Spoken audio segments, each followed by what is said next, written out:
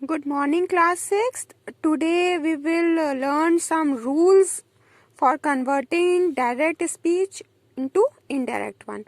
But before learning the rules, let's quickly revise what is direct speech and indirect speech.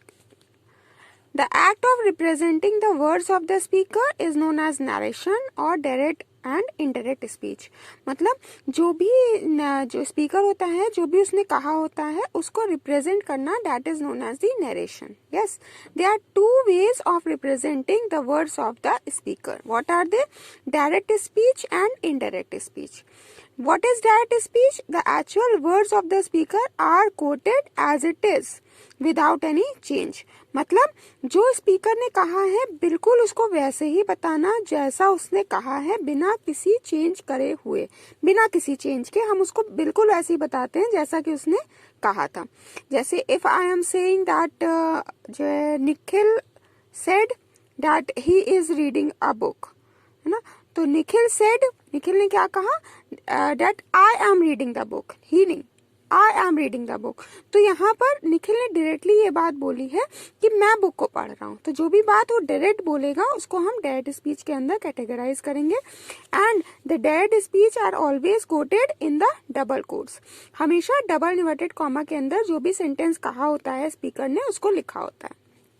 जैसे कल हमने example में बात करी थी, Yogesh said I am studying. Yogesh ने क्या कहा कि मैं पढ़ रहा हूँ, आई एम स्टडिंग. तो उसने डायरेक्टली बोला है, इसलिए क्या हो गई? डायरेक्ट स्पीच हो गई. What is indirect speech? Actual words of the speaker are transformed. मतलब जो भी स्पीकर ने कहा है वो किसी और के थ्रू बोलना या कोई और पर्सन उसको बोल रहा है, तो that is known as the indirect speech. Okay. Said और रिटन इन सिंपल लैंग्वेज. हमेशा जो भी इनडायरेक्ट स्पीच होगी उसको कहा जाएगा या उसको लिखा जाएगा बिल्कुल सिंपल लैंग्वेज में. थोड़ा सा हमने कल इसको ट्रांसफॉर्म करना आपको बताया था. आज हम उसके बारे में, उसके जो ट्रांसफॉर्म करने के लिए कुछ रूल्स होते थे. सबसे पहले आपको अगर इनडायरेक्ट में कन्वर्ट करना है तो आपको इन्वर्टेड कॉमास को हटाना होता था, रिमूव करना होता था, टेंस को चेंज करना होता था. अब टेंस कैसे चेंज करेंगे ये आज बात करेंगे आज की क्लास में. और use of conjunction that. Inverted comma को हटा करके हमको कंजंक्शन लगाना होता है. कंजंक्शन क्या होता है? जो सेंटेंसेस को ज्वाइन करता है. तो हम किससे ज्वाइन करेंगे? दैट कंजंक्शन से हम इन दो सेंटेंसेस को ज्वाइन करेंगे. इतनी हमने कल बात करी थी. Now today we will proceed with the rules. So students, while giving the rules, I am going to tell you 3 charts that will help you in converting direct to indirect speech. Okay, so the first chart that I am going to tell you is of change in pronoun, है ना. Subject या object के हिसाब से pronoun में किस तरह से चेंज होगा उसके बारे में हम सबसे पहले आज बात करेंगे. So students, 3 persons होते हैं. ये आप लोगों ने पहले भी पढ़ रखा है. एक होता है हमारा first person, then second person,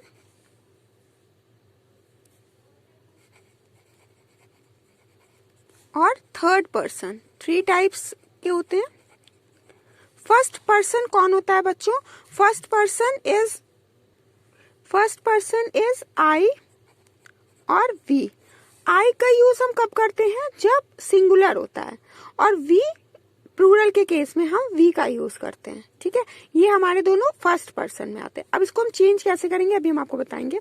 पहले हम आपको बता दें कि फर्स्ट पर्सन, सेकंड पर्सन और थर्ड पर्सन में हम क्या क्या लिखेंगे. तो first person is your I and we. What is categorized in the second person? Second person होता है हमारा you. You is the second person. Is that clear?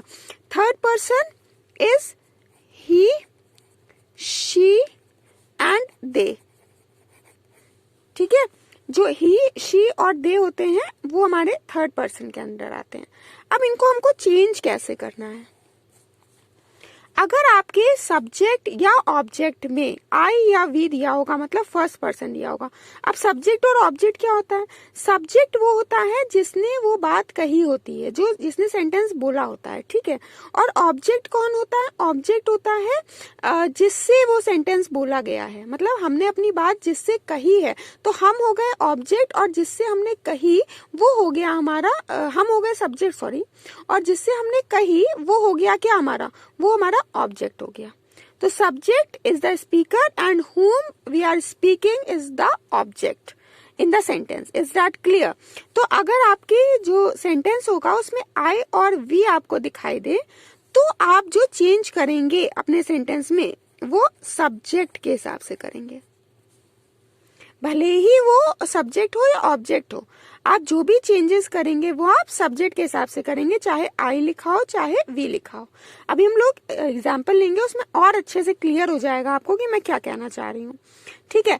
अच्छा, अब अगर सेकेंड पर्सन होगा, ठीक है, अगर आपका सेकेंड पर्सन है दैट इज यू, अगर यू होगा चाहे वो सब्जेक्ट में हो चाहे वो ऑब्जेक्ट में हो, तो आप उसको चेंज जो करेंगे वो आप ऑब्जेक्ट के अकॉर्डिंग करेंगे, ठीक है। जो आपके ऑब्जेक्ट में दिया होगा आप उसी के अकॉर्डिंग उसको चेंज करेंगे। क्लियर? अच्छा, थर्ड पर्सन में अगर आपको कुछ भी दिया है, जैसे कि ही शी दे दिया है, तो उसमें आप कोई भी चेंज नहीं करेंगे। You can write it down this in your copy. I will also give you in this notes. Okay, I will also give you this rule in your notes. That clear? So don't get worried. So students, there is one more rule. उसको आपको याद रखना है कि if reporting speech आप समझ रहे होंगे, he said to me, he says to me, तो ये जो पार्ट होता है that is known as reporting speech, ठीक है। और रिपोर्टेड स्पीच क्या होती है? जो उसने कहा है सेंटेंस में, that is reported speech. Reporting speech जिसने जो कहा, he said to me, he says to me, ठीक है, तो ये हो गई रिपोर्टिंग स्पीच।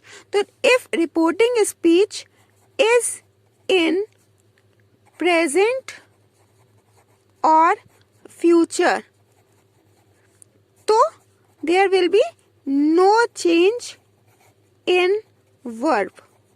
आप वर्ब में कोई भी चेंज नहीं करेंगे। कब नहीं करेंगे?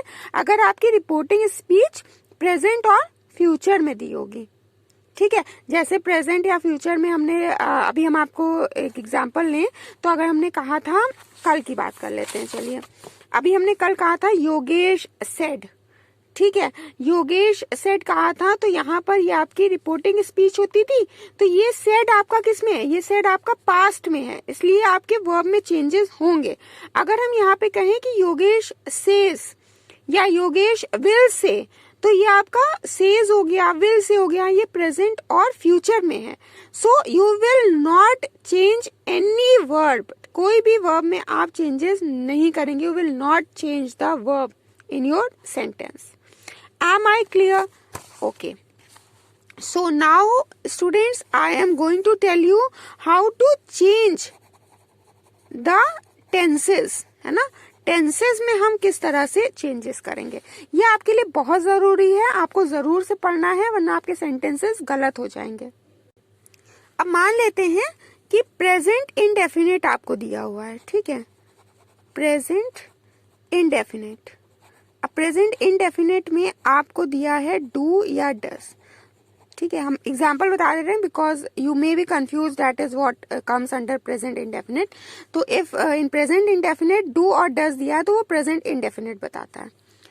अच्छा, प्रेजेंट इंडेफिनिट है तो ये पास्ट में चेंज होगा, पास्ट के इंडेफिनिट में, ठीक है। पास्ट के इंडेफिनिट में चेंज करेंगे, तो पास्ट का इंडेफिनिट क्या? पास्ट का इंडेफिनिट मतलब डिड, डू और डस होगा तो वो पास्ट के इंडेफिनिट मतलब कि डिड में चेंज हो जाएगा, ठीक है। अच्छा, अब प्रेजेंट कंटिन्यूअस होगा, तो प्रेजेंट कंटिन्यूअस में क्या क्या आता होगा? I am, sorry, is, am और आर आता है ना। आई नहीं, इज, एम और आर। तो ये आपका प्रेजेंट कॉन्टिन्यूअस हो गया। प्रेजेंट कॉन्टिन्यूअस किस में चेंज होगा बच्चों? प्रेजेंट कॉन्टिन्यूअस पास्ट के कॉन्टिन्यूअस में चेंज होगा। ठीक है, पास्ट के कॉन्टिन्यूअस क्या होता है? वॉज होता है और वर होता है। अगर आपका सिंगुलर है तो आप वॉज लगाइएगा, अगर आपका सेंटेंस प्लूरल में होगा तो आप वर लगा दीजिएगा। ओके, अच्छा, प्रेजेंट इंडेफिनिट हो गया, प्रेजेंट कॉन्टिन्यूअस हो गया, और क्या होता है? प्रेजेंट परफेक्ट होता है ना, प्रेजेंट परफेक्ट होता है। प्रेजेंट परफेक्ट मतलब हैज हो गया और हैव हो गया, यही तो होते हैं प्रेजेंट परफेक्ट में। अच्छा, प्रेजेंट परफेक्ट किस में चेंज होगा? बिल्कुल सही, प्रेजेंट परफेक्ट पास्ट परफेक्ट में चेंज होगा। राइट, पास्ट का परफेक्ट क्या? पास्ट का परफेक्ट हैड होता है। ठीक है, तो प्रेजेंट परफेक्ट किस में चेंज हो गया? पास्ट परफेक्ट में हैज दिया हो, हैव दिया हो, तो आप इसको हैड में ही चेंज करेंगे। आइदर इट इज हैज और have, you will convert into had. Clear? अच्छा, प्रेजेंट परफेक्ट कॉन्टिन्यूअस भी होता है।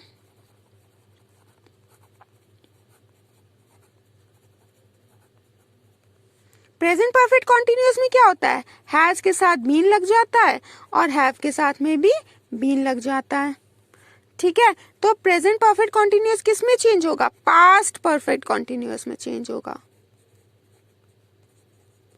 पास्ट परफेक्ट कॉन्टिन्यूअस में क्या होता है? पास्ट परफेक्ट कॉन्टिन्यूअस जैसे यहाँ पर हैज के साथ में, हैव के साथ में बीन लग गया, वैसे यहाँ पर हैड के साथ में भी आप बीन लगा देते हैं। Am I clear now? तो ये हमने बात करी प्रेजेंट के बारे में। अभी हम बात करेंगे अपने पास्ट के बारे में भी। पास्ट अगर आपको दिया होगा तो आप पास्ट से कैसे चेंज करेंगे। So just assume that past indefinite आपको दिया है। ठीक है, पास्ट इंडेफिनिट मतलब अभी हमने बताया था पास्ट इंडेफिनिट क्या होता है? डिड होता है। ठीक है, तो पास्ट इंडेफिनिट को आप किस में चेंज करेंगे? पास्ट परफेक्ट में चेंज करेंगे। पास्ट परफेक्ट क्या होता है? पास्ट परफेक्ट भी अभी हमने बताया आपको, पास्ट परफेक्ट हैड होता है। क्लियर? तो पास्ट इंडेफिनिट से आपने पास्ट के परफेक्ट में चेंज करा। पास्ट पास्ट में चेंज होगा बट इंडेफिनिट चेंज हो जाएगा परफेक्ट में। You have to learn this, students, and once you will learn it, you are definitely be able to solve the questions. आपको एक बार इसको याद करना है। अगर आपने याद कर लिया तो आप डेफिनेटली क्वेश्चंस को लगा सकते हैं, आप कन्वर्ट कर सकते हैं। नेक्स्ट है हमारा पास्ट कॉन्टिन्यूअस। पास्ट कॉन्टिन्यूअस क्या है? वॉज होता है और वर होता है पास्ट कंटिन्यूअस, यही तो होता है। अच्छा, पास्ट कॉन्टिन्यूअस किस में चेंज हो जाएगा? पास्ट परफेक्ट कॉन्टिन्यूअस में चेंज हो जाएगा। पास्ट परफेक्ट कॉन्टिन्यूअस क्या? एक बार आपको जो है याद रखना है, फिर आगे आपको हेल्प मिलती रहेगी। पास्ट परफेक्ट कॉन्टिन्यूअस क्या होता था? लास्ट में हमने पढ़ा, हैड के साथ हम बीन लगा देते थे।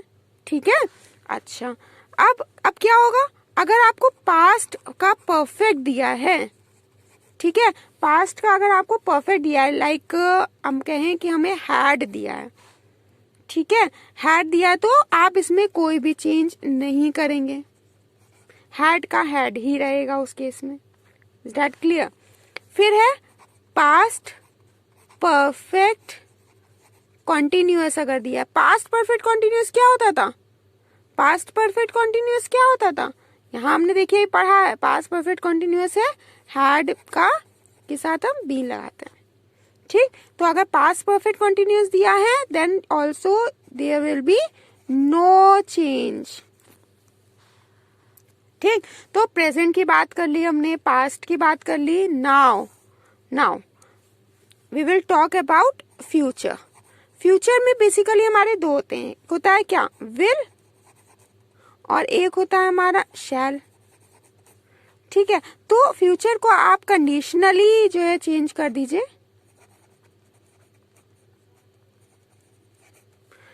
अब विल है तो विल का क्या हो जाएगा? विल का हो जाएगा आपका वुड, और शैल है तो शैल का शुड। मे होगा तो उसका माइट हो जाएगा, कैन होगा तो कुड हो जाएगा। These are all new models. ठीक है, तो मॉडल्स को भी आप चेंज कर सकते हैं। नाउ स्टूडेंट्स, अब हमें क्या करना है? हमारे जो सेंटेंसेस होंगे, ठीक है, सेंटेंसेस कौन कौन से इसमें आपको मिल सकते हैं? एक आपको सिंपल सेंटेंस मिल सकता है, आपको कोई टेंस का सेंटेंस मिल सकता है, आपको कोई मॉडल का सेंटेंस मिल सकता है, ठीक है, आपको इम्पेरेटिव सेंटेंस भी मिल सकता है, ठीक है, आपको एक्सक्लेमेटरी सेंटेंस मिल सकता है, और आपको ऑप्टेटिव सेंटेंस मिल सकता है, ठीक है। तो आपका इन तीनों में, पहले हम सिंपल सेंटेंस, टेंस और मॉडल की बात करेंगे। तो इनमें आपका जो सेंटेंस होगा वो पॉजिटिव भी हो सकता है और निगेटिव भी हो सकता है। पॉजिटिव मतलब कि हमने कह दिया कि जैसे हमने कल बात करी थी, Yogesh said I am learning, ठीक है, तो ये आपका क्या हो गया, ये हो गया आपका पॉजिटिव सेंटेंस, ठीक है। अब निगेटिव सेंटेंस में आप क्या एग्जाम्पल लेंगे, निगेटिव सेंटेंस में जस्ट एज यू हमने कह दिया, she said to me I do not hate you, तो ये आपका निगेटिव सेंटेंस हो गया, ठीक है। तो अभी हम पहले कुछ एग्जाम्पल्स लेंगे और उसके बाद में हम उसको देखेंगे कि उसको हम डायरेक्ट से इनडायरेक्ट में कैसे कन्वर्ट कर सकते हैं, how we have to convert the direct speech into the indirect one. So students, go through all these rules, learn it thoroughly, and from tomorrow we are going to solve the direct speech into indirect one. Thank you students, God bless you.